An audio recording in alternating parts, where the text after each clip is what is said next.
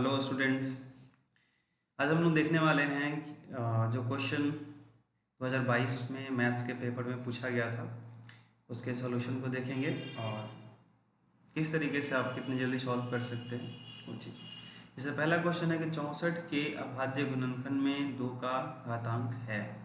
तो 64 का गुणनखंड आप ऐसे इजीली कर सकते हैं, आपने ऐसा किया होगा, 2 से आप ऐसे कर सकते हैं, ठीक है। 2 से ऐसे आपने ये जो है ये वाला प्रोसेस आपने किया होगा तो ये आ जाएगा इस तरीके से 2 दूना 4 दूना 8 दूना 16 दूना 32 दूना 64। तो कितना हो गया, इसी को आप लिख सकते हो 2 का पावर 6। तो ये आपका आंसर सी हो जाएगा, ठीक है। आगे अगर देखा जाए तो कह रहा है कि महत्तम समापवर्तक पी क्यू, मतलब पी और क्यू कोई दो पूर्णांक है, कोई संख्या है, और इसका महत्तम समापवर्तक और लघुत्तम समापवर्तक संख्या पी क्यू बराबर है। मतलब पी क्यू का महत्तम और पी क्यू का लघुत्तम, इन दोनों संख्याओं का एचसीएफ और एलसीएम जो है वो किसके बराबर है, इसका गुणनफल किसके बराबर है। तो पहली संख्या गुने दूसरी संख्या, इन दोनों के मल्टीपल के बराबर हो जाता है, ठीक है। आपने ये पढ़ा होगा कि एचसीएफ, ऐसा आपने पढ़ा होगा कि HCF of A comma B multiply LCM of A comma B is equal A into B, ऐसा होता है, ठीक है। तो इस तरीके से आप इसको सॉल्व कर सकते हैं। आगे अगर देखा जाए क्वेश्चन नंबर आप 3 देख सकते हैं। ये कह रहा है किसी बहुपद की घात होती है तो भिन्न संख्या नहीं, ये गलत है। ऋण पूर्णांक नहीं, पूर्ण संख्या हाँ, ये पॉसिबल है। अगर देखा जाए कि बहुपद ax square plus B X plus C बराबर ये बराबर नहीं है 0 का, तो हल 1 होता है। तो यहाँ पे ये द्विघात बहुपद है। कैसा बहुपद है? द्विघात। तो द्विघात बहुपद का ग्राफ अगर आपने पढ़ा होगा तो कुछ इस शेप का आता है, या और भी मतलब जो शेप होते हैं उसी टाइप के होते हैं, तो वो परवलय कहलाता है। तो आप कह सकते हैं कि यहाँ पे पाराबोला होगा, परवलय होगा, ठीक है।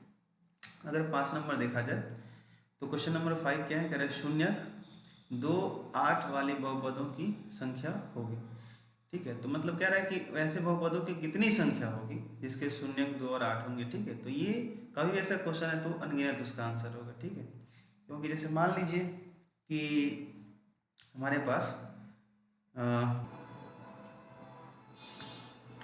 तो यहाँ पे आप अनगिनत इसलिए बोल सकते हैं कि जैसे अगर शून्यक 2 और 8 दिया हुआ है तो आपने एक पढ़ा होगा ना कि अल्फा प्लस बीटा, मान लो ये दोनों शून्यक दिए हुए हैं, तो अल्फा प्लस बीटा आप यूज़ कर लो 2 + 8 तो कितना आ जाएगा, 10 आ जाएगा। और अल्फा इंटू बीटा आपने पढ़ा होगा क्या, ये इनको मल्टीप्लाई कर लीजिए आप, तो आप मल्टीप्लाई करेंगे तो आ जाएगा 16 आ जाएगा, ठीक है। तो यहाँ से आप देख सकते हैं कि एक पॉलिनोमियल आपको मिल जाएगा, एक बहुपद आपको मिल जाएगा इस फॉर्मूला से। कौन से फॉर्मूला से? X square minus alpha plus beta into x plus alpha into beta.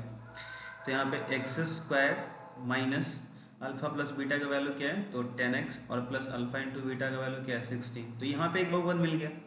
तो इसका जो शून्यक होगा वो 2 और 8 होगा। लेकिन अब अगर इस बहुपद में, यानी जो हमारा बहुपद ये वाला आ गया कौन सा, x square minus 10x plus 16, ये जो पॉलिनोमियल आया, इसमें अगर आप किसी कांस्टेंट से मल्टीप्लाई करके कोई दूसरा पॉलिनोमियल बनाते, जैसे 2x स्क्वायर माइनस 20x और प्लस 32, तो इस पॉलिनोमियल का शून्यक भी, इस बहुपद का भी जीरो जो होगा, शून्यक जो होगा वो 2 और 8 आ जाएगा। तो यहाँ पे इस तरीके से बहुत सारे कांस्टेंट से मल्टीप्लाई करके, जैसे 2 से हमने यहाँ पे गुना किया, अब 3 4 5 बहुत सारा मल्टीप्लाई करके बहुत तरह के पॉलिनोमियल बना सकते हैं जिसके शून्यक 2 और 8 होंगे। आई बात समझ? या और भी ऐसे पॉलिनोमियल पॉसिबल हैं जो डिफरेंट टाइप से, ठीक है। तो हम लोग आगे बढ़ते हैं। यहाँ पे आप देख सकते हैं कि क्वेश्चन नंबर 6 क्या कह रहा है, कह रहा है कि किसी द्विघात बहुपद के शून्यक यदि 2 एवं 6 हैं तो द्विघात बहुपद होगा। तभी जस्ट आपने 5 जो बनाया, एक बार इनको जोड़ लीजिए, तो 2 + 6 कितना आ जाएगा, 8 आ जाएगा। एक बार इनको गुना कर लीजिए, तो 2 इंटू 6, 2 गुने 6 कितना आ जाएगा, 12। तो शून्यकों का योगफल आपको मिल गया, गुणनफल में मिल गया। फॉर्मूला बैठाइए, X square minus alpha plus beta, तो कितना आ जाएगा, एक्स स्क्वायर माइनस 8x और +12 आ जाएगा। तो यहाँ पे आपका ऑप्शन डी मैच कर रहा है, तो आप टिक आउट कर सकते हैं। जो एक घात बहुपद y² + 16y + 55 के शून्यक हैं, ठीक है। तो यहाँ पे आप इसका फैक्टराइजेशन कर सकते हैं, गुणनखंड कर सकते हैं। कैसे? तो ऐसा कर सकते हैं y² + 15y और प्लस एक और, सॉरी यहाँ पे हम लोगों को करना चाहिए था 11y, गलती हो गई। क्या ले लेंगे हम लोग यहाँ पे? यहाँ पे हम लोग ले लेंगे y² कुछ ऐसा करना पड़ेगा +11y प्लस 5, 11 5 16 हो जाएगा, और 11 में 5 से मल्टीप्लाई करेंगे तो 11 × 5 = 55 आ जाएगा। तो फिर जब आप गुणनखंड निकालेंगे ना, तो इसका फैक्टर आ जाएगा। क्या आ जाएगा? y कॉमन ले सकते हैं आप, तो y + 11 यहाँ बच जाएंगे, और यहाँ से आप 5 कॉमन लेंगे तो यहाँ बचेगा y + 11। तो यहाँ पे क्या होगा कि एक आपका गुणनखंड हो जाएगा y + 11, ठीक है, और एक आपका गुणनखंड हो जाएगा y + 5। तो इसका जब आप शून्यक निकालिएगा 0 के इक्वल करके, तो -11 आएगा -5। तो पूछ रहा था कि इसके शून्यक है, दोनों ऋणात्मक, दोनों नेगेटिव होंगे, ठीक है। तो आप इजीली कह सकते हैं दोनों नेगेटिव होंगे। ये आप यहाँ पे क्या बोलते हैं, प्रैक्टिस के ऊपर है। अगर प्रैक्टिस आप पहले किए होते या बहुत सारे प्रॉब्लम किए होंगे, तो आप काफ़ी आसान तरीके से काफ़ी जल्दी भी बता सकते हैं, ठीक है। तो ये पॉसिबल है। आगे हम लोग बढ़ते हैं क्वेश्चन नंबर 8 की तरफ। ये कह रहा है कि यदि बहुपद 2x² + 5x - k के शून्य एक दूसरे के व्युत्क्रम हो, तो k का मान होगा। और यहाँ पे k जो दिया है वो अचर पद की जगह पे दिया है, कांस्टेंट पे दिया है, ठीक है। तो आप देख सकते हैं कि यहाँ पे आप यूज कर सकते हो अल्फा × बीटा वाला फॉर्मूला। ये होता है c/a द्विघात के लिए। तो अल्फा और बीटा दोनों जो शून्यक है एक दूसरे के व्युत्क्रम है। तो अगर एक अल्फा है तो बीटा की जगह पे 1/α रख सकते हो, एक दूसरे का उल्टा। जैसे 4 का व्युत्क्रम हो गया 1/4 ऐसे, ठीक है, जिसका मल्टीपल 1 हो जाए, ठीक है, उसको एक दूसरे का व्युत्क्रम बोलते हैं, ठीक है, रेसिप्रोकल है। तो अब आप देख सकते हो कि अल्फा × बीटा c/a होता है। तो अल्फा की जगह अल्फा है और बीटा की जगह 1/α कर दिया, क्योंकि दोनों एक दूसरे के व्युत्क्रम है। अब c क्या है? तो कांस्टेंट टर्म होता है। तो कांस्टेंट टर्म तो क्या है, देखो -k, ठीक है, और a की जगह पे क्या है 2, तो ये कैंसिल हो जाएगा, 2 इधर मल्टीप्लाई में आ जाएगा, फिर माइनस इधर गई तो आंसर क्या हो जाएगा -2। आगे आप देख सकते हैं क्वेश्चन नंबर 9। क्वेश्चन नंबर 9 देख लेते हैं हम लोग। क्वेश्चन नंबर 9 क्या कह रहा है कि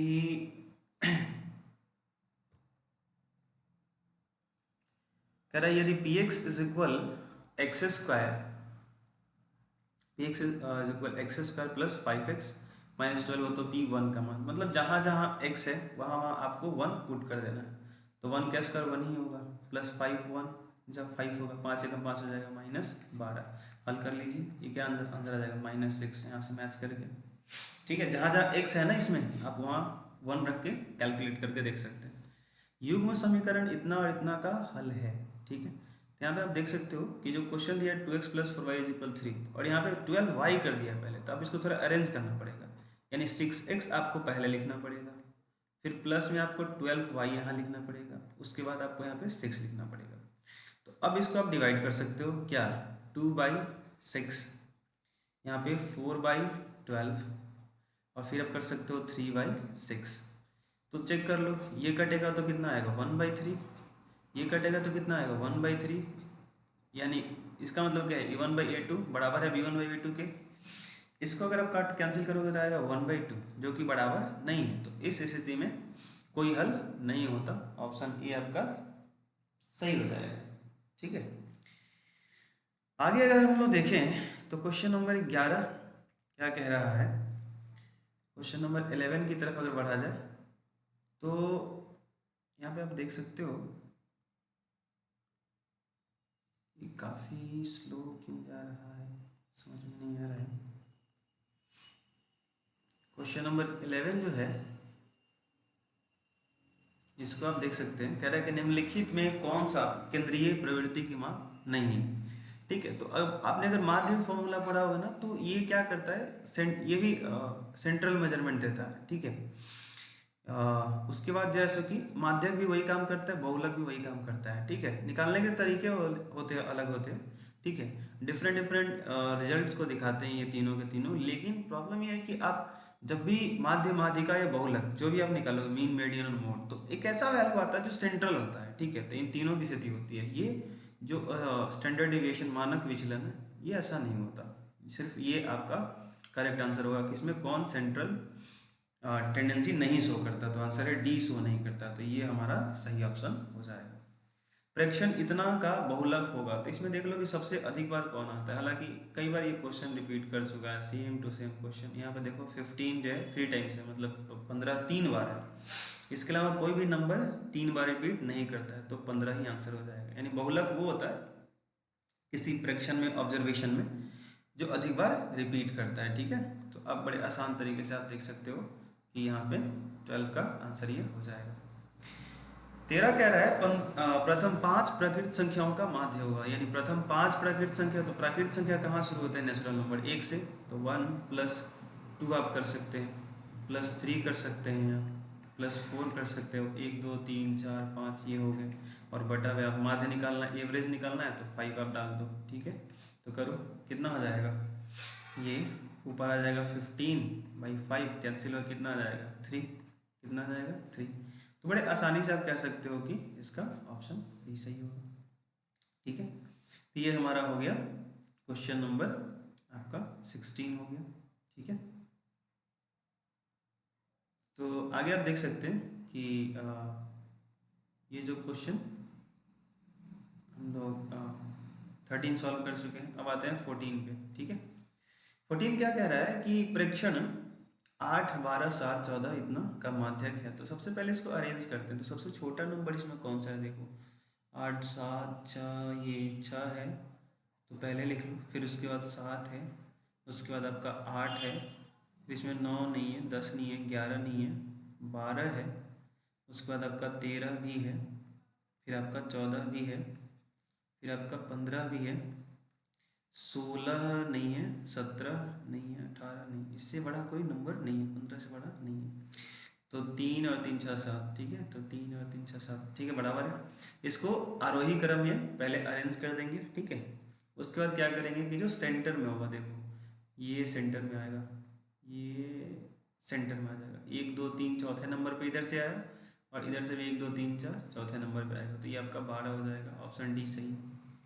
अब इसका एक फॉर्मूला भी होता है, आपने पढ़ा होगा कि n+1/2 वहाँ पर अगर विषम होता है, ऑड होता है, तो हाँ, ठीक है, ऐसा कुछ। तो आप रख सकते हो कि इसमें कितने टर्म है, 1 2 3 4 7 हैं, तो 7 1 8 8/2, तो आ जाएगा 4वां पद, ठीक है। तो आप ले सकते हो चौथा पद कौन सा है, देखो पहला दूसरा तीसरा चौथा आ गया ना, 12, ठीक है। तो फॉर्मूला से भी आ सकते हैं। 15 कह रहा है कि माध्य का 3 गुना और माध्य का 2 गुना का अंतर बराबर होता है। तो ये बहुलक एक एनसीईआरटी में फॉर्मूला, ऑप्शन सी सही हो जाएगा, ठीक है। एनसीईआरटी की बुक में आप ये ऑन कर खुल करके आप देखोगे तो आपको पता चल जाएगा। ये फॉर्मूला बेस्ट क्वेश्चन है, इसको ज़्यादा इधर करने सोचने की ज़रूरत नहीं है। आगे क्वेश्चन नंबर 16 देखो, तो कह रहा है ए भुजा वाली समबाहु त्रिभुज का क्षेत्रफल है। ये बिल्कुल √3/4 A², फॉर्मूला बेस्ट क्वेश्चन है, कोई बड़ी चीज़ नहीं, टेंशन लेने की ज़रूरत नहीं। आगे अगर आप देख लो तो क्वेश्चन नंबर 17 है, वो क्या कह रहा है? यदि वृत्त की परिधि और वर्ग का परिमाप दोनों 88 सेंटीमीटर के बराबर हो, तो किसका क्षेत्रफल बड़ा होगा? तो वृत्त की परिधि और वर्ग का परिमाप दोनों बड़ा, तो परिधि होता है 2πr, परिधि क्या होता है? 2πr। तो ये दिया है 88, और वर्ग का परिमाप होता है 4 गुने भुजा, तो ये भी दे रहा है 88, यानी 4 इंटू साइड अगर आप कर दो, क्या कर दो, 4 इंटू साइड इज इक्वल, तो ये भी आपका 88 है। तो इसका साइड कितना आ जाएगा? 2288। तो साइड को मान लो ए मान लेते हैं, तो कितना आ गया? 22 टाइम्स में कटेगा, तो इसका एरिया कितना हो जाएगा? 22 का स्क्वायर। तो इसका जो एरिया होगा वो 484 484 जो भी सेंटीमीटर दिया है, तो सेंटीमीटर स्क्वायर। अब यहाँ पे अगर देखो तो क्या हो जाएगा, रेडियस निकालोगे तो r इज इक्वल 88/2π। आपको एरिया निकालना है सर्कल का, तो πr², तो पाई और रेडियस का स्क्वायर, ठीक है। तो अगर आप रेडियस का स्क्वायर करो तो क्या होगा, सोचो, दिमाग लगाओ जरा, अगर आप रेडियस का स्क्वायर निकालो तो ये हो जाएगा ऊपर 88 मल्टीप्लाई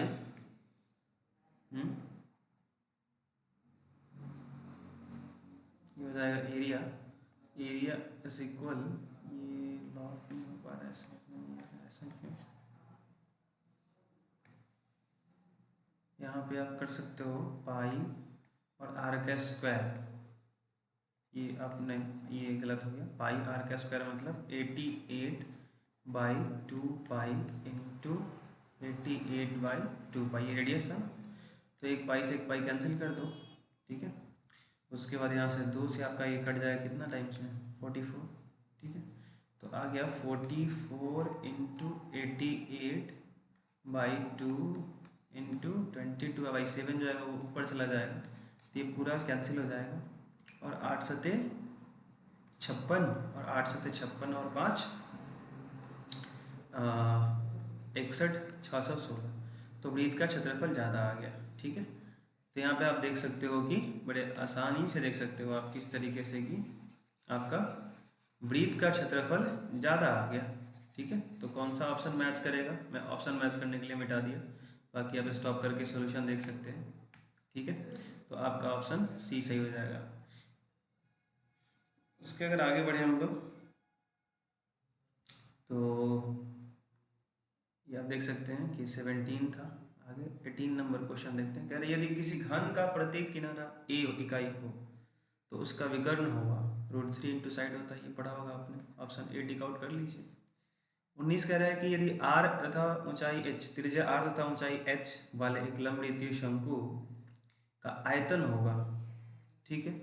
तो r त्रिज्या और ऊंचाई लंबवृत्तीय शंकु का आयतन, तो आपने पढ़ा होगा 1/3 पाई आर स्क्वायर एच, तो 1/3 पाई आर स्क्वायर एच यहाँ पे फॉर्मूला बेस्ड क्वेश्चन है, बिल्कुल आप देख लीजिए, तुरंत इसको सॉल्व कर दीजिए और आगे बढ़ जाइए, ठीक है।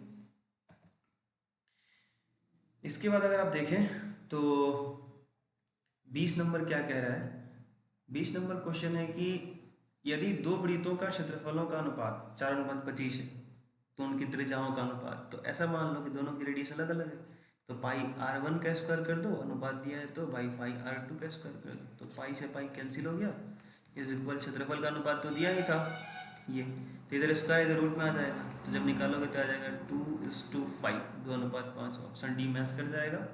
बड़े आसानी से आप सॉल्व कर सकते हैं। आगे आप देख लो 21 नंबर क्या कह रहा है, कह रहा है कि यदि समांतर श्रेणी का सामान्य पद 13-2n है तो इसका सार्व अंतर होगा, ठीक है। तो आप देख लो, अगर आप n की जगह 1 और 2 रख के चेक कर लो, तो अगर n की जगह आप 1 रखते हो तो 13 - 2 यानी कि 11 आ जाएगा। अगर n की जगह आप 2 रखते हो तो 13 - 4 आ जाएगा, तो 13 में से 4 घटाओगे कितना आएगा, 9। तो ये हो गया फर्स्ट टर्म, ये हो गया सेकेंड टर्म, a1 a2। तो d कैसे निकालते हैं, a2 - a1, तो 9 में से 11 घटा लो तो -2 आ जाएगा ना, तो d हो गया -2, ऑप्शन डी में ही -2 है, टिक आउट कर लीजिए। समांतर श्रेणी इतना का कौन सा पद 0 होगा, तो आपने एक पढ़ा होगा ना nवां पद का फॉर्मूला, तो आप बड़े आसानी से कर सकते हो कि an is equal a + n - 1 into D, तो 126 a है आपका, प्लस n आपको फाइंड आउट करना है -1 और d रख लो, तो 120 में से 126 घटाओगे तो -6 आएगा। अब an तो 0 करना है, ठीक है, तो 0 इज इक्वल कितना हो जाएगा, 126 - 6n + 6, ये मल्टीप्लाई कर दो, तो इधर आके ये सॉल्व कर लो, 126 और 6 इसमें जुड़ जाएगा, ठीक है, तो कितना हो जाएगा 132, तो 132 अगर ये हो गया इज इक्वल कितना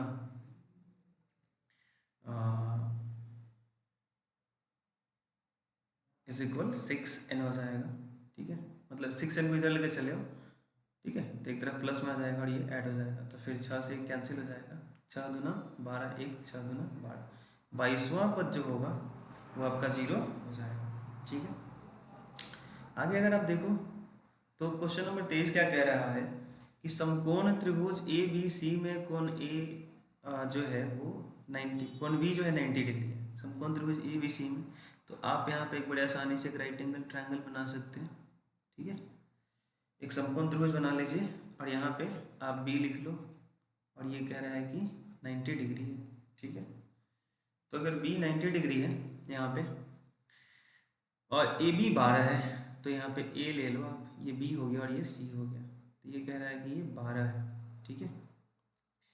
और बी सी 5 है तो ये 5 हो गया। तो पाइथागोरस फॉर्मूला से निकालोगे तो ये वाला कर्ण 13 आ जाएगा। ए सी हालांकि दिया भी है, तो साइन सी बराबर होगा, तो साइन क्या होता है बताओ, पी बाई एच। साइन सी लंब बटा कर्ण होता है ना, तो सी कहाँ यहाँ पे है, ध्यान देना यहाँ पे सी है, तो परपेंडिकुलर हो जाएगा 12। जो एंगल लेते हैं ना उसके सामने वाला साइड लंब होता है, ठीक है। तो 12 बटा कर्ण 13 हो जाएगा, ऑप्शन सी मैच कर जाएगा। ये आपका क्वेश्चन नंबर 23 हो गया। 24 की बात करें तो cos theta is equal P दिया, तो tan थीटा का मान बताना है, ठीक है। तो आप यहाँ पे एक इसलिए ऐसे फॉर्मूला लगा सकते हो कि tan theta is equal sine by cos, ठीक है। अब अगर cos का वैल्यू दिया है तो साइन को भी cos के रूप में कन्वर्ट कर दो, तो वो रूट अंडर 1 माइनस ये हो जाएगा कितना, cos square theta by cos theta, ठीक है। अब जहाँ जहाँ cos है वहाँ पे p रख दो, देखो ऑप्शन ए से मैच कर जाएगा। 25 अगर देखो तो 1 बाई साइन कॉस एक होता है, आराम से इजीली आप कह सकते हो कि 25 का कौन सा सही हो जाएगा, 1 बाई साइन थीटा कॉस एक थीटा हो जाता है।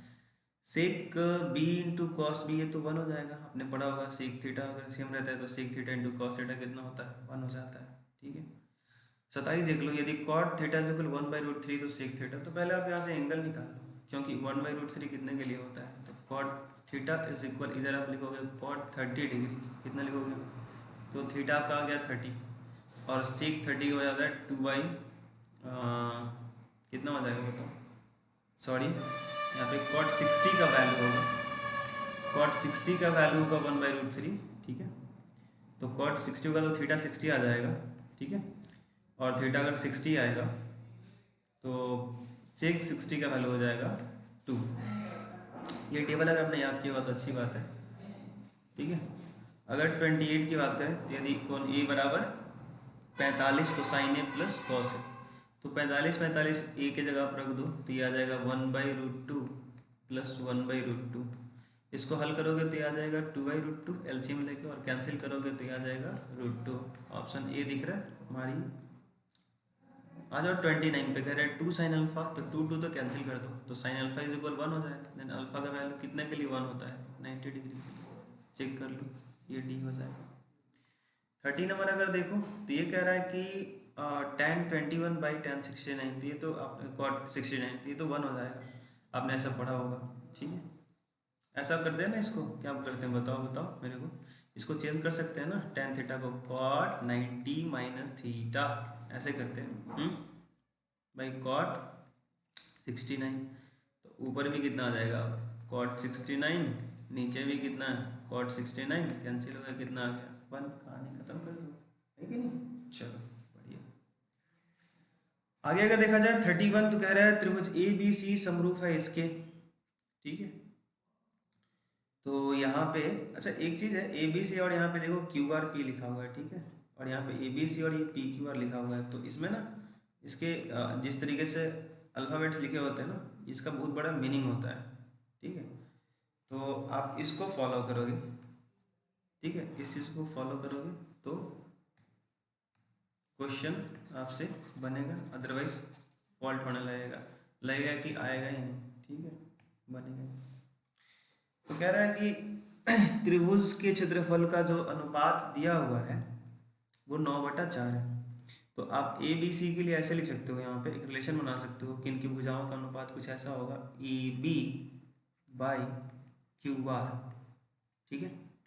आप ए बाई पी क्यू मत बोल देना, ठीक है, मैं पी क्यू इसलिए नहीं बोल सकता क्योंकि ध्यान से देखो A B C Q R पे लिखा हुआ है, ठीक है, ए बाई क्यू आर।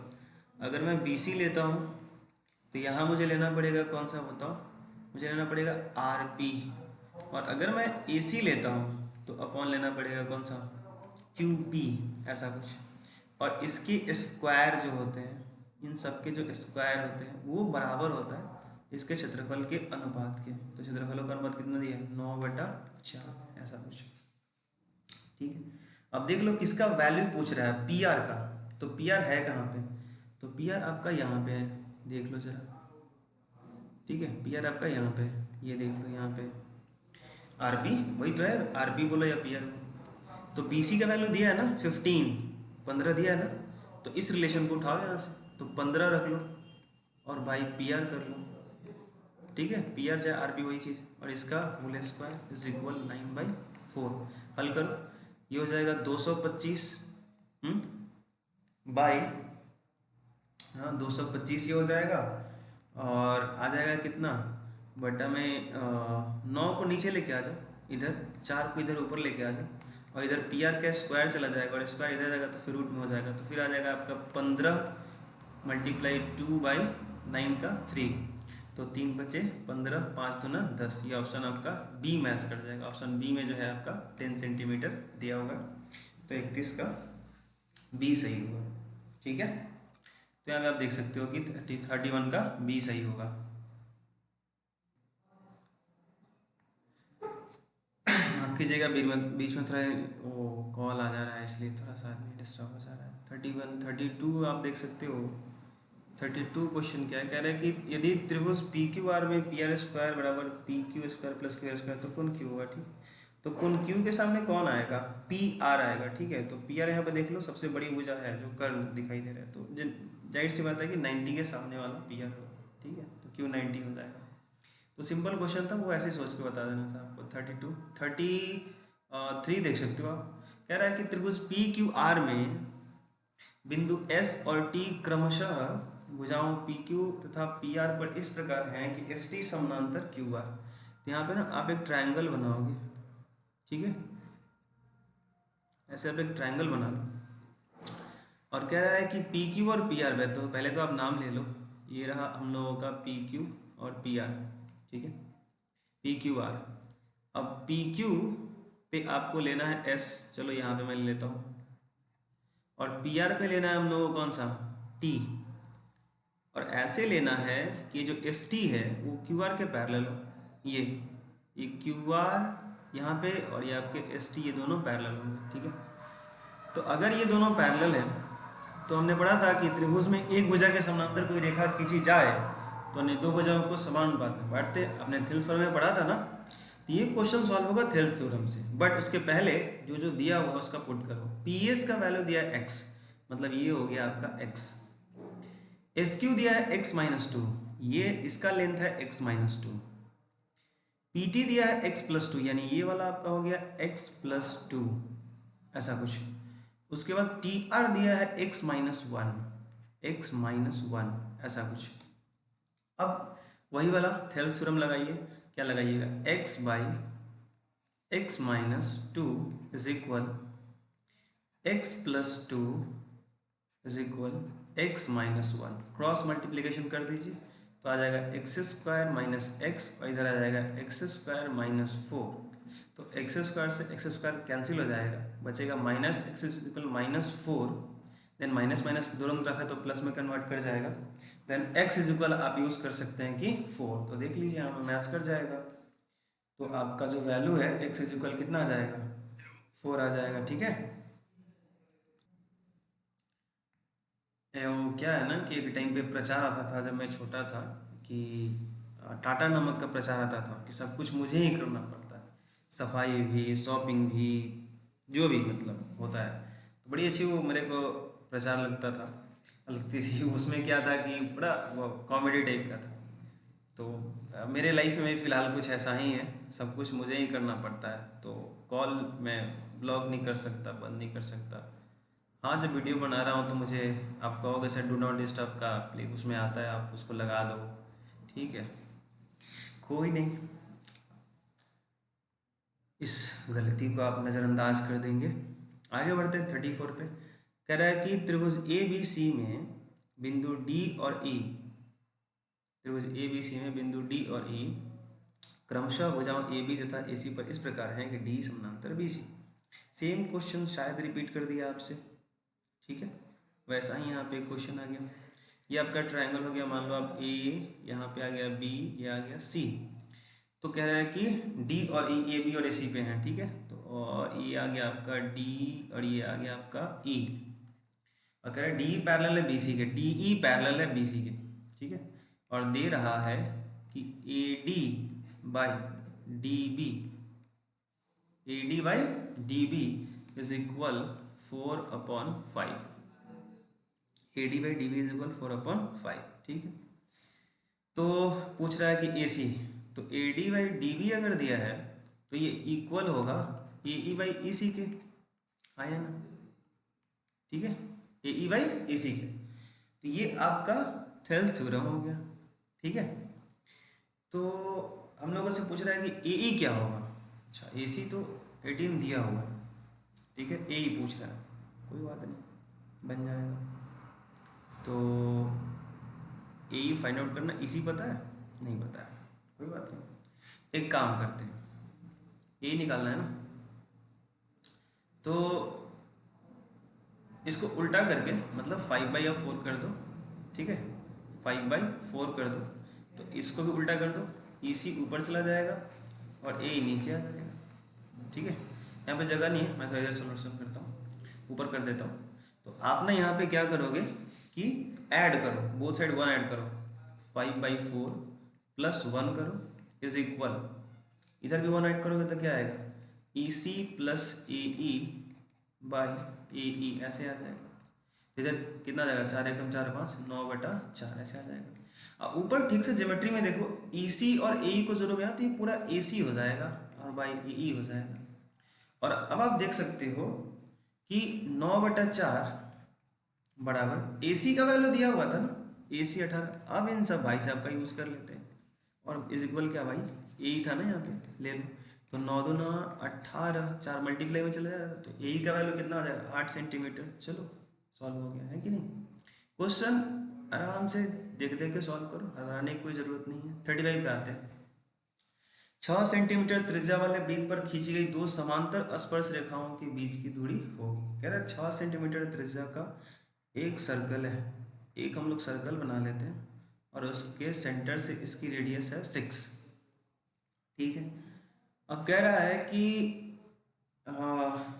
दो समांतर स्पर्श रेखाओं के बीच की दूरी होगी, तो रेडियस 6 दिया है, तो समांतर स्पर्श रेखा कैसे खींचेंगे, जैसे मान लो एक इधर हो गया और एक इधर हो गया, ऐसे ही ना पैरेलल खींचेंगे जी।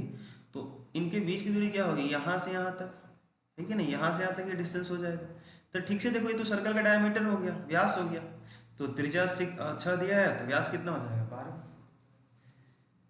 किसी बाह्य बिंदु से वृत्त पर कितनी स्पर्श रेखाएं खींची जा सकती हैं। देखिए, वृत्त पर स्पर्श रेखाएं अनंत खींची जा सकती हैं, लेकिन अगर बाहर कोई पॉइंट अगर आप फिक्स कर लेते हो तो यहाँ से आप स्पर्श रेखा एक ऐसे खींच लो, दूसरा ऐसे खींच लो, और कोई टैंजेंट आप कहाँ खींचोगे, स्पर्श रेखा और हम नहीं खींच सकते। अब यहाँ से या तो बाहर चला जाएगा, नहीं तो अंदर चला जाएगा, क्योंकि अब छूकर निकलने वाला नहीं है। तो दो ही पॉसिबल है, एक और ये एक, तो कितने हो गए, 2, ठीक है। तो ये 36 क्वेश्चन था। आगे आप देख सकते हो 37 क्या कह रहा है। दी गई आकृति में कोण AOB ये है पूरा का पूरा 130 डिग्री, यहाँ से यहाँ तक, ठीक है, 130 है। तो APB पूछ रहा है, APB ये कोण हम लोग से पूछ रहा है। तो हालांकि ये दोनों एक दूसरे के संपूरक होते हैं, दोनों का योगफल जो सम होता है 180 होता है, क्योंकि ये आपका 90 होगा, ये आपका 90 होगा, और ये पूरा चतुर्भुज है, ठीक से देखिएगा तो AOBP। तो जब ये 180 होंगे तो ये मिल के 180 होते हैं, सर्कल में आपने पढ़ा भी हो, तो आराम से बोल सकते हो कि ये 50 होगा, 130 के साथ ऐड होगा, तो B हमारी है, ठीक है। एक्चुअली कंसंट्रेशन थोड़ा सा अभी मेरा सही नहीं है, तो मैं भी कई बार मैं पढ़ने में इधर उधर कर रहा हूँ, शायद कहीं कुछ गलती या मिस्टेक पड़ा हो तो उसके लिए आप माफ़ करेंगे, लेकिन मैं पूरी कोशिश कर रहा हूँ कि मैं ध्यान केंद्रित करूँ और आंसर सही से करूँ। तो आप कहीं गलती ये ना समझ लें कि मार्ट साहब को तो ये भी नहीं कर रहा है, मार्ट साहब कैसे बना दे रहे हैं, समझ में नहीं आ रहा है। चलिए 38 देखते हैं। दी गई आकृति में TP तथा TQ दो स्पर्श रेखाएं O केंद्र वाले वृत्त पर इस प्रकार हैं कि PTQ बराबर 50, ठीक है भाई, PTQ ये 50 है। तो OPQ पूछ रहा है, OPQ, ओ भैया देख लो, OPQ, ये डायग्राम थोड़ा छोटा है, इसको जूम करूँ क्या मैं, चलो थोड़ा सा मैं जूम कर लेता हूँ, चलो आ जाते हैं इस पे भाई। तो कह रहा है ओ पी क्यू, यानी कौन सा एंगल पूछ रहा है, ये पूछ रहा है। ये देखिए रेड से मैं कर रहा हूँ ना, ये वाला एंगल पूछ रहा है, ठीक है। तो ये जो एंगल पूछ रहा है इसका वैल्यू हम लोग को फाइंड आउट करना है। तो इसको कैसे फाइंड आउट करेंगे जी, तो ये अगर 50 है तो अब ये क्वेश्चन आप सॉल्व किया, ये कितना हो जाएगा। एक चीज़ है, हर दो क्वेश्चन आगे पीछे करके कनेक्ट करके दे रहा है, तो एक ये 130 हो जाएगा, 130 आराम से कर सकते हो, दिमाग लगाओ, हाँ या ना, बोलो बोलो बोलो। 130 आप आराम से कर सकते हो, ये 130 हो जाएगा यहाँ पे 130, ठीक है। अब ये देखो रेडियस है, क्या है बोलो, ओपी को देखो, जो मैं बोल रहा हूँ ना उस पर ध्यान दो जरा, ठीक है। इस ओपी को देखो और ओक्यू को देखो, ये दोनों रेडियस है। अब रेडियस जो है तो ये जो ट्रायंगल बनेगा वो कौन सा, ये जो ट्रायंगल आपको दिख रहा है ऐसे ध्यान से देखो, ओ पी क्यू, तो ये भी रेडियस ये भी रेडियस, तो बराबर। और ये इधर वाला जो एंगल है वो कितने का है, 130 का है। तो ये एंगल आपस में बराबर हो जाएंगे, क्योंकि बराबर हो जाके सामने कौन क्या होते हैं, बराबर होते हैं। तो सोचो कि दिमाग लगाओ क्या होगा, तो 130 है तो बचा कितना 50, यानी 25 25 होंगे, तभी तो इनका दोनों का सम 50 और 130 180 होगा ट्रायंगल में, तो बी। ये आपका 38 है। आगे अब बढ़ो 39 की तरफ। थोड़ा सा इसको जूम आउट किए थे हम, इसको जूम इन करना पड़ेगा शायद वापस ले जाने के लिए। चलिए आ जाते हैं फिर वापस अपनी जगह पे, 39 पे आते हैं। कह रहा है कि बाह्य बिंदु से बाह्य रूप से स्पर्श करने वाले दो वृत्तों की उभयनिष्ठ स्पर्श रेखाओं की संख्या है, मतलब बाह्य रूप से, जैसे एक सर्कल ये है और एक और सर्कल है जो बाहरी रूप से ये एक दूसरे को स्पर्श करते हो, ठीक है, दो सर्कल बना दिया। अब इसमें कितने टैंजेंट हम खींच सकते हैं उभयनिष्ठ, मतलब जो दोनों के लिए हो, तो मैं तो बोलूँगा कि एक इसमें खींच लो सीधा सीधा, ये दोनों के लिए स्पर्श रेखा हो जाएगा। एक ऐसे भी पॉसिबल है ना, सोचो, जो दोनों के लिए स्पर्श रेखा हो। एक ऐसे भी पॉसिबल है ना, जो दोनों के लिए स्पर्श रेखा हो, ये भी पॉसिबल है। तो ये तीन हो सकते हैं, आप तीन टिक आउट कर लो। इसके अलावा और सोच लो, दिमाग लगाना, शायद मिल जाए। मेरे हिसाब से तीन ही होने चाहिए। आगे बढ़ो, 40 देख लो। कह रहा है कि दी गई आकृति में बिंदु ओ वृत्त का केंद्र है तथा ए O B 40, O A B पूछ रहा है। आराम से बोलो क्या कह रहा है, ये कौन आपसे पूछ रहा है यहाँ पे, कैसे करोगे, दिमाग लगाओ। फिर से वही चीज़ है, ये रेडियस है ये रेडियस है, तो ये एंगल बराबर हो जाएंगे।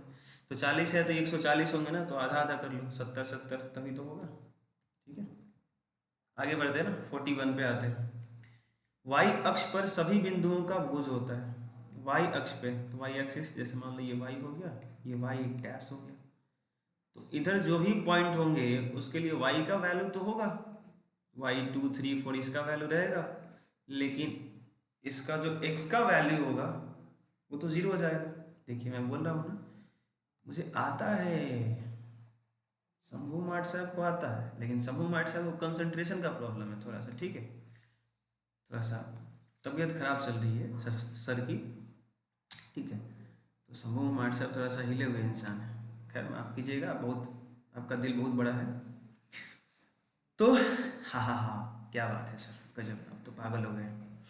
देखिए वाई अक्ष पे कोई भी पॉइंट होगा तो इत्मीनान से सोचिए, एक्स का वैल्यू क्या होगा, जीरो, और वाई का वैल्यू कुछ तो होगा, तभी तो ऊपर गया है। नहीं, एक्स का कुछ वैल्यू होता तो वाई एक्स को छोड़ के इधर चला आता, नहीं तो इधर चला आता, तो एक्स का वैल्यू नहीं होगा।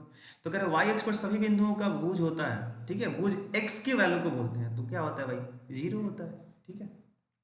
आगे बढ़ो, अगर आप 42 देख लो, समांतर श्रेणी इतना का सारवंतर है, सारवंतर निकालने के लिए क्या करते हैं भाई, दूसरा पद माइनस पहला पद 1/8 होना चाहिए, ठीक है। एक 1/8 में से जीरो घटा लो, या अगर आप 1/4 में से घटा के देखना चाहते हो तो 1/4 में से 1/8 घटा के फिर देख लो कितना आ जाएगा, एलसीएम 8 आ जाएगा, यहाँ पे 2 आ जाएगा, फिर -1 आ जाएगा, फिर से 1/8 आ गया, हाँ या ना, और प्लस में आ गया भाई, तो प्लस में ही बोलेंगे ना।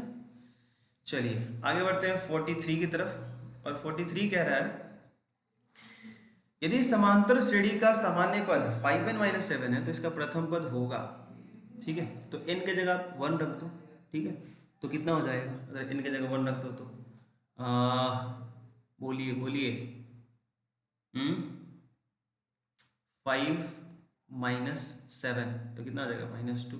आगे बढ़ो, 44 क्या कह रहा है, कह रहा है कि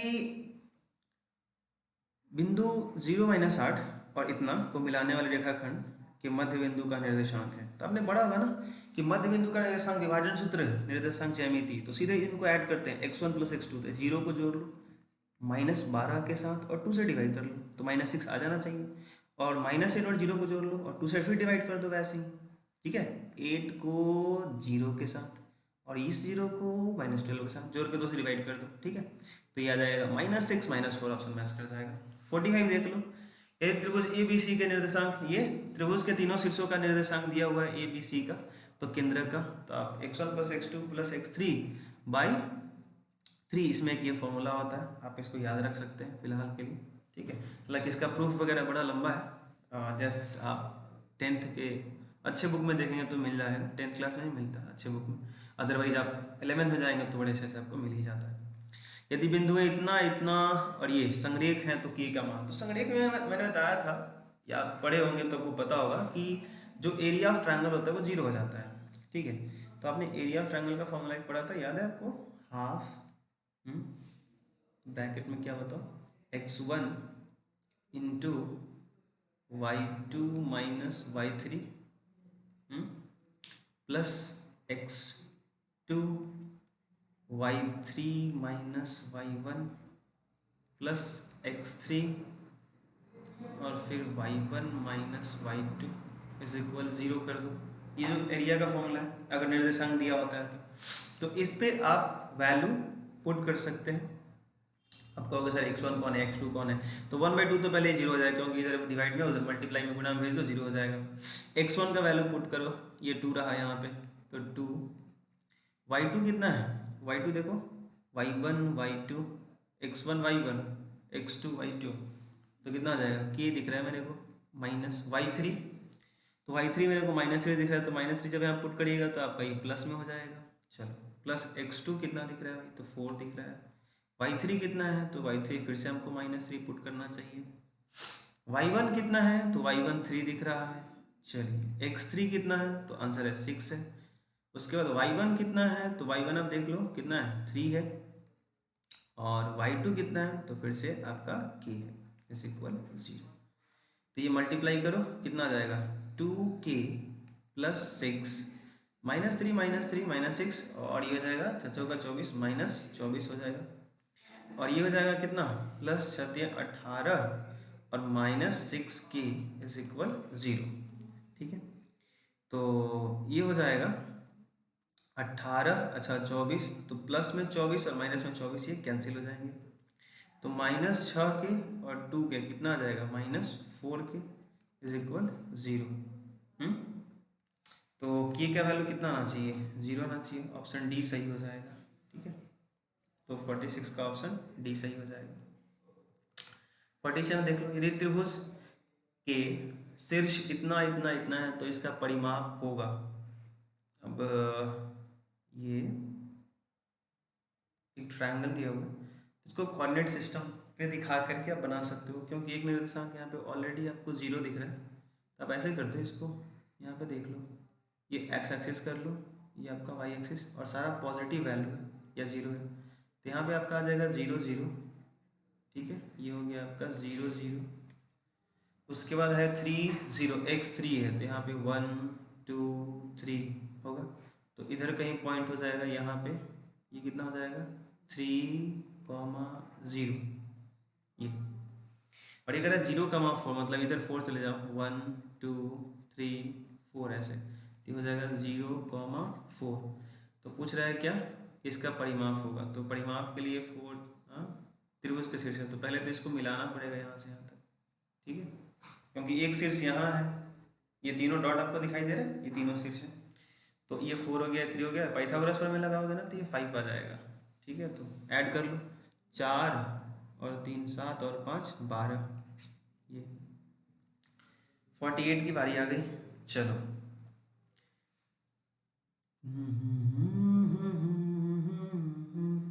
बिंदु ए पी इतना इतना इतना से बने त्रिभुज का क्षेत्रफल है, ठीक है। तो इसका जो एरिया होगा वही आपको लगाने पड़ेंगे, फॉर्मूला लगाने पड़ेंगे, ठीक है। कौन सा, 1/2, आई बात समझ, चलो लगाते हैं।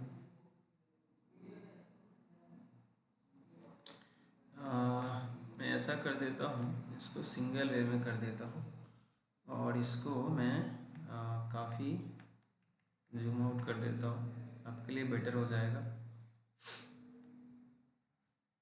और शायद मेरे लिए भी।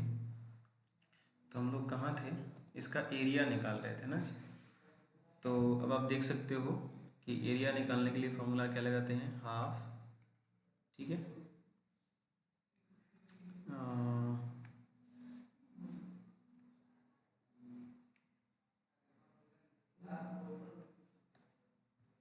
तो हाफ इंटू x1, तो x1 कितना हो जाएगा 3 इंटू y2 माइनस y3, तो y2 कितना है 0 माइनस y3 कितना है 4, ये हो गया, प्लस x2 तो हो जाएगा 7, उसके बाद है y3 minus y1, y3 4 minus y1 0, plus x3, तो x3 8 हो जाएगा, y1 माइनस y2, तो y1 माइनस y2, ये आपका दे देगा क्या, एरिया दे देगा। चलो हल करो, सॉल्व करो, तो क्या आ जाएगा 1/2, मैं कलर चेंज कर लूँ, यस सर कलर आप चेंज कर लीजिएगा ना सर, मज़ा आ जाएगा। 1/2 और ये 0 में से 4 घटाओ तो कितना आ जाएगा, फिर मल्टीप्लाई करो -12 और फिर ये आ जाएगा 7 चौक 28 आ जाएगा और ये तो 0 हो जाएगा।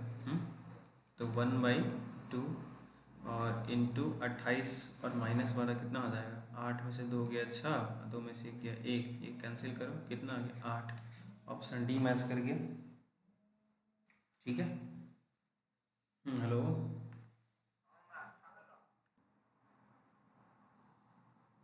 चलिए तो वापस आते हैं।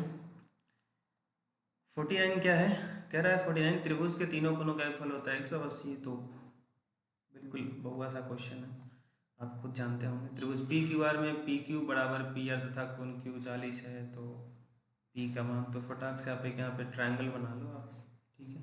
कह रहे पी क्यू आर एक ट्रायंगल बनाओ पहले।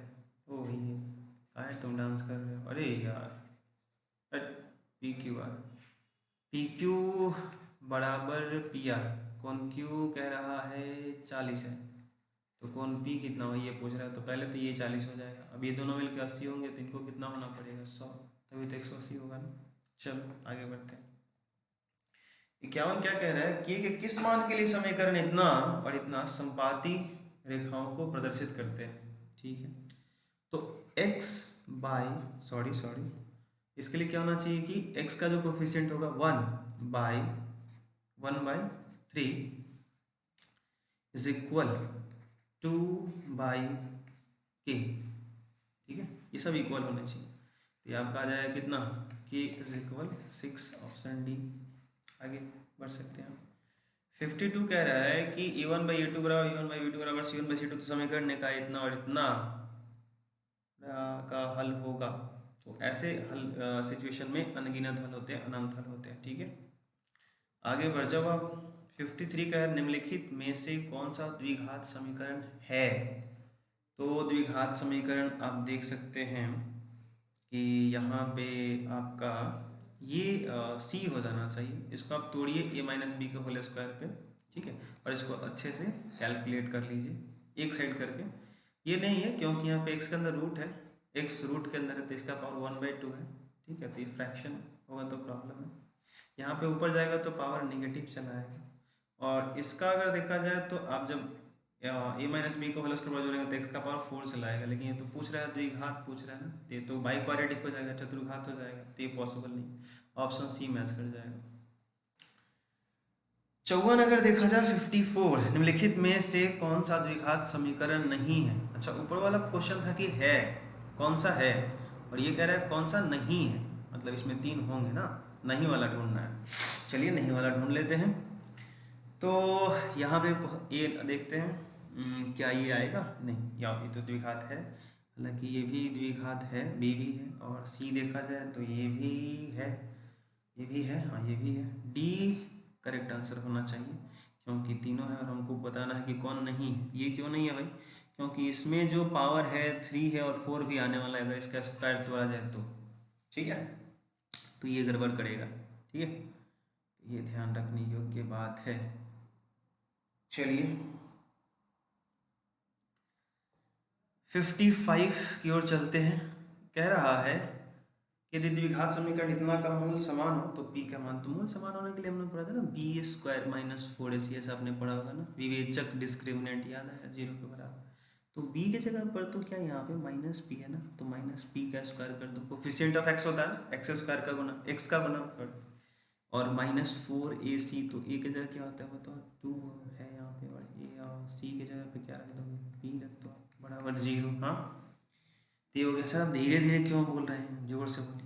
पी स्क्वायर माइनस कितना आ जाएगा बताओ, 8p इज इक्वल 0, तो P square is equal 8p है कि गलत हो गया ना, स्क्वायर से p कैंसिल कर दो, तो p का वैल्यू कितना आ जाएगा 8। ये कह रहा है केवल 8 या 0 दोनों पॉसिबल है। ठीक है, तो पुट करके देख सकते हैं क्या हम लोग। अगर 8 रखते हैं तो 8 तो होना चाहिए, और अगर 0 रखे तो क्या होगा, x का वैल्यू 0 कर दें तो ये भी 0, ये भी 0 और p बच जाएगा। नहीं नहीं नहीं गड़बड़ हो जाएगा, ऐसे कैसे, ये सिर्फ d होना चाहिए। 55 चलिए 56 कह रहा है यदि समीकरण एक्स स्क्वायर माइनस के एक्स प्लस 4 बराबर 0 का मूल वास्तविक नहीं हो तो क्या मान क्या होगा। तो वास्तविक नहीं होने के लिए क्या पढ़े थे हम लोग कि B square minus 4ac less than होता है 0, तो b की जगह माइनस किया तो स्क्वायर करोगे तो प्लस में हो जाएगा, के स्क्वायर माइनस 4, ए की जगह 1 है और सी की जगह 4 है, ये लेस देन होना चाहिए पूरा 0 से, तो के स्क्वायर लेस देन होना चाहिए 16 से, तो के का वैल्यू लेस देन होना चाहिए प्लस माइनस 4 से, स्क्वायर को इधर भेजो वर्गमूल निकालो प्लस माइनस 4, तो 4 से भी कम होना चाहिए और माइनस 4 से भी कम होना चाहिए। ठीक है, 4 से तो कम होना ही चाहिए लेकिन माइनस 4 से भी कम होना चाहिए। ठीक है, तो ये ऑप्शन सी यहाँ पे होगा। ठीक है, आगे आप देख सकते हो 57 क्या कह रहा है, यदि अल्फा बी तथा बीटा द्विघात समीकरण इतना के मूल हो तो अल्फा प्लस बीटा माइनस √3 बराबर क्या हो। तो अल्फा प्लस बीटा क्या होता है, माइनस बी बटा ये होता है भाई, तो माइनस और बी की जगह पे रख दो -3√3, और भाई ए की जगह पे कितना आ जाएगा ए, तो ये प्लस में आ जाएगा, यहाँ पे इसका वैल्यू पुट कर दो तो आ जाएगा 3√3 अल्फा प्लस बीटा का वैल्यू और -√3, तो 3 में से घट जाएगा तो कितना आ जाएगा 2√3। ये ऑप्शन मैच कर गया 57 का। आगे बढ़ जाओ 58 कह रहा है समांतर श्रेणी इतना का 14वां पद है, तो 14वां पद निकालने के लिए क्या करते हैं, a + 13d कर लो फटाक से, है कि नहीं, तो 3 हो गया और 13 d का वैल्यू 7 में से 3 घटा लो 4, 52 और 3 कितना 55। आगे बढ़ो, निम्नलिखित में कौन सा समांतर श्रेणी में है। तो यहाँ पे ये नहीं है, ये भी नहीं है, ये कर लो घटा लो, ये चेक कर लो, ये मैंने चेक ही नहीं किया। -6 में से -8 घटाओ, -6 में से घटाना है -8, तो ये आ जाएगा 2, तो शायद होना चाहिए, दिखने लगा क्योंकि -4 में से फिर घटाएंगे -6 तो फिर आ जाएगा 2। यहाँ पे सार्वंतर कॉमन डिफरेंस कांस्टेंट है, ऑप्शन ए सही है, ये अंतर श्रेणी में है, समांतर श्रेणी हो जाएगा। 60 देख लो, कह रहे समांतर इतना का nवां पद होगा, तो nवां पद के लिए फॉर्मूला क्या पढ़ते हैं, a+ तो हो जाएगा 16 + n -1 इंटू डी की जगह पे आ जाएगा 11 में से 16 घटाओगे तो कितना आएगा -5, तो हो गया 16 गुना करो -5n + 5, तो 16 और 5 कितना हुआ होगा 21 -5n, मैच किया कहीं, ऑप्शन बी। 61 कह रहा है यदि किसी वृत्त की परिधि और क्षेत्रफल का परिमाण, परिधि क्या होता है भाई वृत्त का 2πr, और क्षेत्रफल क्या होता है वृत्त का ही πr², और ये दोनों बराबर हो तो वृत्त का व्यास होगा, तो पहले तो रेडियस निकाल लो, 2π से पाई कैंसिल हो जाएगा, r से का स्क्वायर हटा दो तो 2 आ जाएगा कितना रेडियस, तो व्यास कितना होगा उसका दोगुना 4 62 के 3 सेंटीमीटर त्रिज्या वाले गोले का आयतन होगा।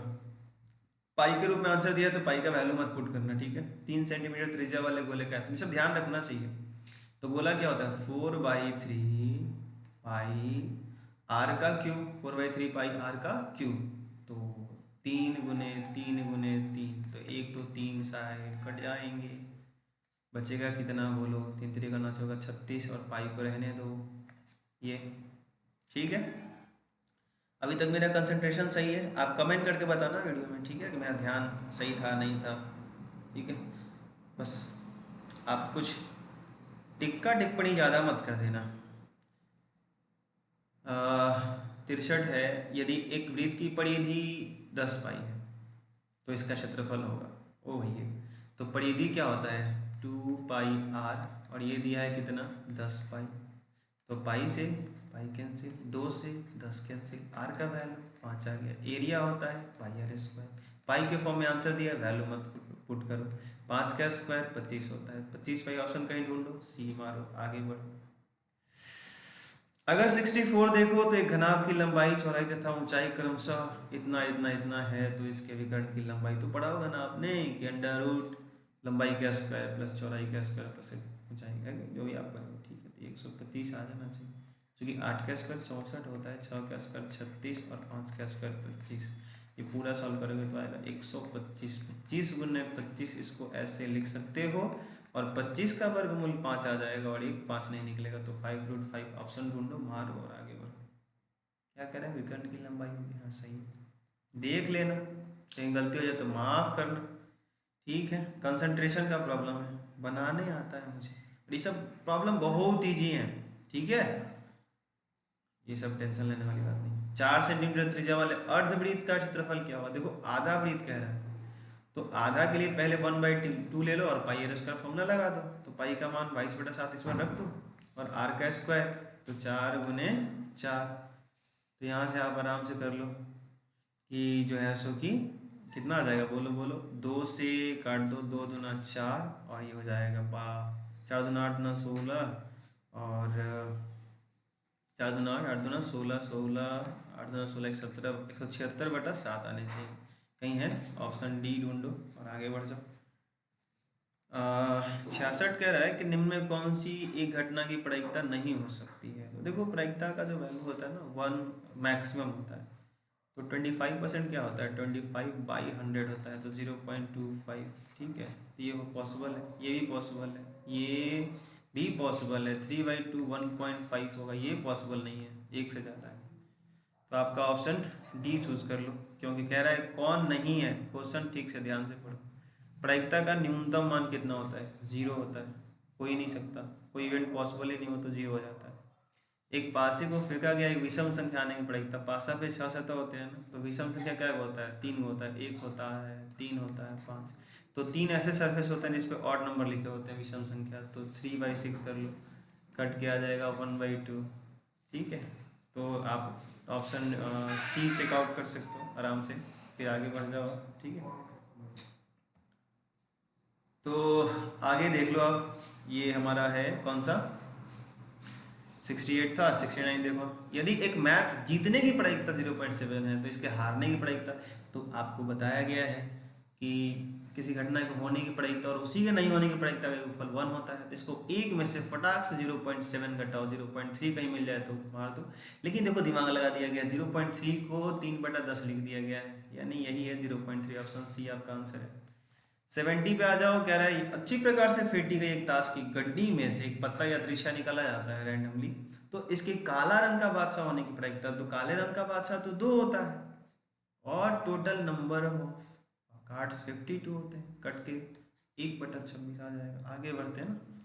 कह रहा है कि साइन 30/cos 30, तो साइन बाई कॉस 10 हो जाता है, 10 इंटू कॉट 1 हो जाता है, ऑप्शन डी मारो, आगे बढ़ो।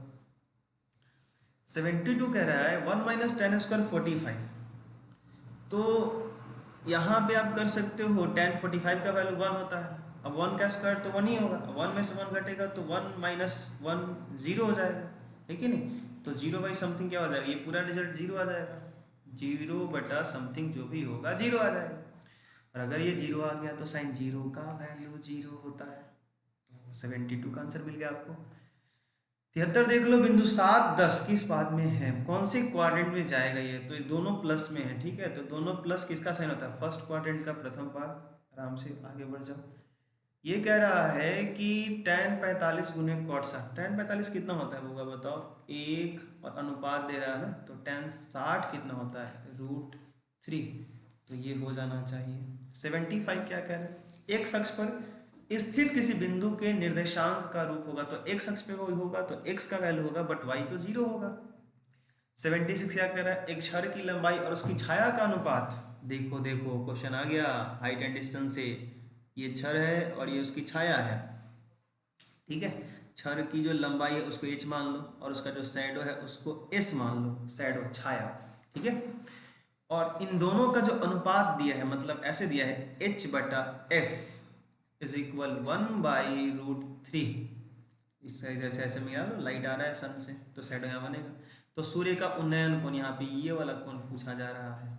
तो एक काम कर लो ना, tan थीटा ले लो और उसका वैल्यू हो जाएगा tan थीटा h/s, और यही दिया है 1/√3।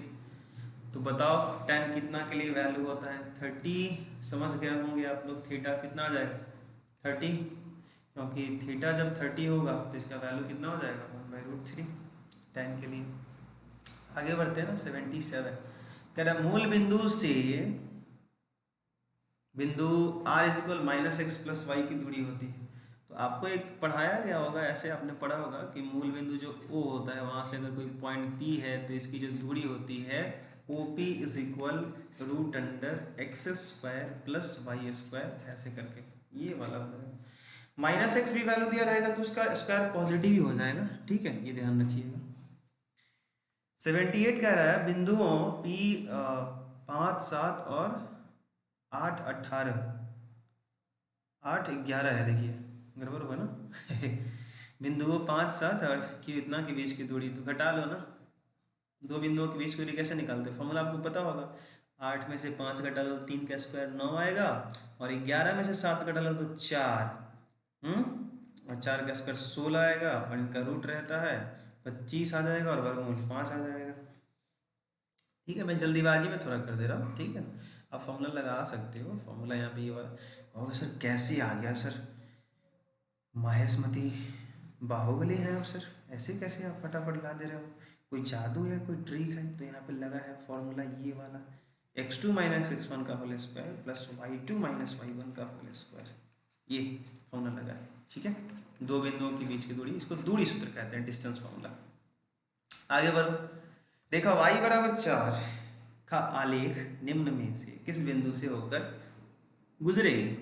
तो y = 4 का मतलब है, ये देख लो, ये x एक्सिस y एक्सिस है, तो y = 4 कहाँ होगा, तो ऊपर आएगा 1 2 3 4 ऐसे कहीं आएगा। तो y का वैल्यू 4 होना चाहिए, x का वैल्यू 0। तो आप क्या करोगे बताओ, इसके लिए आपको कुछ ऐसे ग्राफ खींचने पड़ेंगे जिसमें y का वैल्यू क्या आ जाए, x के किसी भी वैल्यू के लिए y का वैल्यू हमेशा आपका क्या रहे 4 रहे, ठीक है। ये तो आपका x एक्सिस है, कंफ्यूज मत कर जाइएगा, ये ग्राफ है, ठीक है। तो कह रहा है कि y = 4 का आलेख निम्न में से किस बिंदु से होकर गुजरेगा।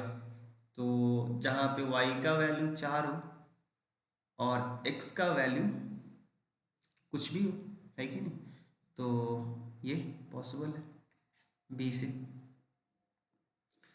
यहाँ पे आगे बढ़ जाइए, 80 पे आ जाते हैं।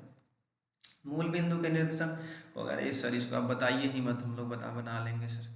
निम्नलिखित में कौन सी सबसे छोटी प्राकृत संख्या, आप भी कहोगे सर प्राकृत संख्या तो एक से ही शुरू होता है, गिनती की संख्या को बचपन से 4 बार पढ़ते आए हैं सर, 4 बार नहीं 40 बार पढ़े होंगे आप लोग। 82, निम्नलिखित में से कौन सी परिमेय संख्या है, इसको वर्गमूल निकालिए, फटाक से 5 आ जाएगा। परिमेय संख्या पूछ रहा है, मिल गया, ऑप्शन और देख लीजिएगा, नहीं है। 83 कह रहा है निम्नलिखित में कौन सी अपरिमेय संख्या है। तो देखो ये परिमेय है, ये परिमेय है, ये परिमेय है, हाँ नहीं गड़बड़ है, ये नहीं है, ये नहीं है, कैसे नहीं है भैया, 3 से कटेगा ये कैसे, 3 3 का 9, 3 9 27, तो 3 ऊपर रूट में रह जाएगा, और इसका तो इसका रूट निकल जाएगा, इसका पूरा कैलकुलेशन 1/√3। ये अपरिमेय है, ये कौन सी अपरिमेय संख्या, ये सही है, ठीक है। ये सब बाकी सब परिमेय है, यही परिमेय है, ध्यान रखिएगा। रेकरिंग वाला नंबर पढ़े थे, याद है क्लास में, भूल गया है होगा, तुम भूल गया है, बहुत पिटाएगा बहुत पिटाएगा, सर की बातों को नहीं याद रखता है तुम। यदि p और q दो अभाज्य संख्याएं हैं तो उनका मसा होगा, अगर दोनों अभाज्य है तो कुछ कॉमन तो होगा नहीं, ठीक है, तो सीधे मल्टीप्लाई करेंगे ना, सॉरी तो कॉमन होगा नहीं तो 1 तो बोल ही सकते हैं ना, एलसीएम के लिए सीधे मल्टीप्लाई करते हैं, यहाँ तो एचसीएफ पूछ रहा है ना, मसा पूछ रहा है, महत्तम समापवर्तक। देखो यहाँ पे एचसीएफ पूछ रहा है, मैं कुछ इंग्लिश वर्ड यूज़ कर दे रहा हूँ ना। अब सर आपकी अंग्रेजी बहुत गंदी है, महाकसम सामने मिल जाओ तो मैं आपका मर्डर कर दूँ। नहीं भैया, बहुत डरते हैं हम आप लोगों से। 13 लिख लीजिए, इसका फटाफट मैं वो कर देता हूँ ना, ऐसा कुछ। ये 13/99 होने चाहिए, ठीक है। एक बार आप चेक कर लीजिएगा, हालांकि इतना ही आना चाहिए। हालांकि इसके बनाने के तरीके भी हैं कि इसको आप x मान लो, x इज इक्वल 0.131313 इसको ऐसे करके डॉट डॉट डॉट डॉट ऐसे करके बनाया भी जाता है, ठीक है। मैं चाहूँ तो बनाओ, क्यों टाइम वेस्ट करें, शॉर्टकट आप भी सीख लो। इसको एक बार दो बार बना लेना, ठीक है, कैलकुलेशन कर लेना, या क्लास वगैरह में जब मैं पढ़ाऊँगा ना रियल नंबर, तो उस वीडियो को देख लेना ये कैसे आता है, ये मैं पढ़ा दूंगा आपको वहाँ पर, ठीक है। जो रियल नंबर वाला वीडियो मैं अपलोड करूँगा ना, तो उसमें ये सब पढ़ाऊँगा, ठीक है। 86 कह रहा है कि 18 तथा 72 का मस है। 72 का भाई 18 जो 72 पूरा पूरा कट जाएगा भाई, 18 यही मस हो जाएगा यार, गजब वाले, ऐसा क्वेश्चन क्यों पूछ रहे हो। √12 का परिमेयकरण गुणांक क्या होगा, जो इसको परिमेय कर दे। तो √12 का मतलब हुआ कि 4 × 3 है भैया, ऐसा कुछ। तो ये है 2√3, कितना है बताओ बताओ, 2√3 है। तो √3 से अगर मल्टीप्लाई कर दो, कितना से, सिर्फ √3 से, तो क्या परिमेय नहीं हो जाएगा, इसी से काम बना लो, है कि नहीं, चलेगा। आगे बढ़ते हैं ना, 87 है ये, 88। हाँ, यदि p एक धनात्मक पूर्णांक है तो धनात्मक सम पूर्णांक का रूप होगा, ठीक है, ये सही है। यहाँ पे देखो ऑप्शन ए सही है, जिस भाई साहब ने भी मारा है वो सही मारा है। क्यों, p का कोई भी धनात्मक पूर्णांक रखो, हमेशा सम संख्या आएगा। 2 एकम 2, 2 दूना 4, देखो 2 एकम 2, 2 दूना 4, 2 तिया 6, p का कोई भी वैल्यू रखो, 1 2 3 4 कुछ भी इस p के जगह पे आई, ये क्या हो रहा है कि नहीं। तो ये ऐसे आप नृत्य क्यों कर रहे हैं, ठीक है। तो आप बड़े आसानी से देख सकते हो कि ये माजरा क्या है, ठीक है। तो p के किसी भी नंबर पूर्णांक के लिए 1 2 3 4 5 जो भी रखना है रख लो आप, ठीक है, धनात्मक पूर्णांक बस रखना है, ठीक है। ये मत करना सर माइनस रख देते हैं, ठीक है। तो p एक धनात्मक पूर्णांक है तो धनात्मक सम पूर्णांक का रूप होगा, तो 2p आप यूज कर सकते हो। आगे बढ़ो, 89 देख लेते हैं, क्या भाई, निम्नलिखित में किसका दशमलव प्रसार शांत है। तो भाई साहब आपने पढ़ा होगा ना कि 2 × 5, 5 नहीं सर 5 होता है, 2 × 5 का पावर, आपने ऐसा कुछ पढ़ा होगा ना, mn जो भी है, ठीक है, n वो 0 1 2 3 4 5 होता है, n जहाँ बिलोंग करता है कि नहीं। तो ये तो मेरे को नहीं लग रहा है कि ये होगा, ठीक है, गड़बड़ है। ये भी पॉसिबल है क्योंकि इसके में 3 आ जाएगा, ये भी नहीं है, ये सही है, ये चलेगा। 80 का जो फैक्टराइजेशन करोगे ना, तो इसमें क्या आएगा, दिमाग लगाओ, इसको 8 × 10 लिख दो फटाफट। 8 में क्या आ जाएगा, 2 × 2, 10 में क्या आ जाएगा, 2 × 5, तो इसमें सिर्फ 2 और 5 है, ठीक है, आराम से देखिए। ये 41 में ऐसा देख लो नहीं है, ये इसमें 3 आ जाएगा एक्स्ट्रा, तो 2 और 5 होने चाहिए। जब भी मेरी एक बात याद रखना, सबसे पहले ऐसे क्वेश्चन जब भी है ना कि किसका दशमलव प्रसार शांत है, टर्मिनेटिंग डेसिमल पता करने के लिए, तो वो नंबर उठाना और पहले ओवैनिस्ट गुणनखंड देखना, मतलब ऊपर से नीचे कटने वाला है या नहीं, अगर कटने वाला है तो काट दो, और फिर नीचे वाले हर को पकड़ो और उसका गुणनखंड करो, उसमें सिर्फ 2 है या सिर्फ 5 है या 2 और 5 है, तो वो दशमलव प्रसार शांत होगा। अदरवाइज इसके अलावा कुछ भी है तो अशांत होगा। आगे बढ़ते हैं, जो बताना था मैं बता दिया आपको, बाकी जब मैं रियल में पढ़ाऊंगा तो अच्छे से एग्जाम्पल बहुत सारे आपको दूंगा, ठीक है। 90 क्या कह रहा है कि निम्नलिखित में किसका दशमलव प्रसार अशांत है। अब ये देख लो, सामने दिख रहा है 121 में, क्यों भैया, क्योंकि 121 क्या होता है, 11 × 11, हाँ बोलो बोलो, ये होता है। तो इसमें 11 × 11 आया, फिर कहाँ से होगा, नीचे देखो 4 से, इसमें 2 और 5 आएंगे, इसमें भी 2 और 5 आएंगे, इसमें 2 और 5 आएंगे, मैंने बोला ना अभी। आगे अब 91 पे आ जाओ, कह रहा है कि यदि थीटा तथा फाई पूरक कोण है, कह रहा है थीटा और फाई पूरक कोण है, इसको फाई पढ़ते हैं, ठीक है। ये सब 11 12 में सिंबल यूज होता है, हालांकि आपको यहाँ दे रखा है। यदि थीटा तथा फाई पूरक कोण है तो ये ऑप्शन 2 दिख रहा है, ये बी सही हो जाएगा, सेक थीटा कॉसेक फाई। आपने ऐसा पढ़ा होगा ना, याद करो, sec theta is equal cosec cosec 90 - theta. आपने क्या पढ़ा, बताओ बताओ बताओ, आपने पढ़ा या नहीं पढ़ा, क्या पढ़ा, कॉसेक 90 - थीटा। तो ये जो 90 - थीटा है, ये तो थीटा का पूरक है ना, तो क्या फर्क पड़ता है, पूरक के जगह 90 - थीटा लिखे या फाई रखे। कह रहा है कि थीटा का पूरक फाई है और यहाँ थीटा का पूरक 90 - थीटा होता है, तो अगर थीटा का पूरा क्या हम फाई कह रहा है तो नेगेटिव माइनस थीटा की जगह ही हम फाई रख देंगे ना, तो हो जाएगा ना sec theta is equal to cosec phi, ये ऑप्शन मैच करेगा ना। तो 91 सॉल्व हो गया। 92 पे आ जाते हैं। साइन स्क्वायर 75 साइन स्क्वायर 15 ये आपका 1 हो जाना चाहिए। ये क्यों भाई, एक को आप कॉस के फॉर्म में कन्वर्ट कर दो, ठीक है, तो ये आ जाएगा ऐसा कुछ कॉस स्क्वायर 15, और पहले से बगल वाला को चेंज मत करना, साइन स्क्वायर 15, और आपको पता है sine square theta plus cos theta कितना होता है 1। आपको अगर सर ये कैसे चेंज कर गया, तो भाई साहब आप ये तो पढ़े थे ना कि साइन थीटा इज इक्वल होता है कॉस 90 माइनस थीटा, देखो तो साइन 15 सॉरी साइन जो 75 है उसको ऐसे लिख सकते हो कॉस 90 माइनस 75, तो क्या आएगा कॉस 15 आ जाएगा, फिर उसका स्क्वायर है तो इसका भी कॉस स्क्वायर 15 लिखोगे, ठीक है। ये 93 1 प्लस टेन स्क्वायर थीटा क्या होता है बताओ, सेक स्क्वायर थीटा। आगे बढ़ जाओ फटाक से। ये कह रहे हैं साइन स्क्वायर प्लस कॉस क्या होता है, इसका वैल्यू तो 1 होता है, उसमें 2 से मल्टीप्लाई है तो 2 एकम कितना हो जाएगा 2, आराम से 95 आ जाओ। 5 cosec square theta minus 5 cot square theta, 5 common ले लो, ये cosec square minus cot square 1 होता है, 5 कॉमन ले लो ना, cosec square theta minus cot square theta, तो ये 1 हो जाएगा और 5 एकम 5 हो जाएगा, तो कर दो आराम से। 96 क्या है 3 अल्फा 180 है तो 3 से काट दो, तो अल्फा का वैल्यू कितना आ जाएगा 60 आ जाएगा। वो भाई अल्फा का वैल्यू 60 आ जाएगा, अल्फा का वैल्यू पुट कर दो, हाँ नहीं हो जाएगा, तो कॉस 60 का वैल्यू होता है सर 1/2, हमको याद है सर, आप मत बताइए, अब नहीं बताएंगे तो बना लेंगे। समझे आप, नहीं समझे आप नहीं समझोगे सर, कुछ कुछ होता है। यदि a sine theta is equal 1 और b sine theta is equal 1 तो tan थीटा तो डिवाइड कर दो ना, a साइन थीटा के वैल्यू में b cos थीटा का जो वैल्यू है डिवाइड कर दो तो 1/1।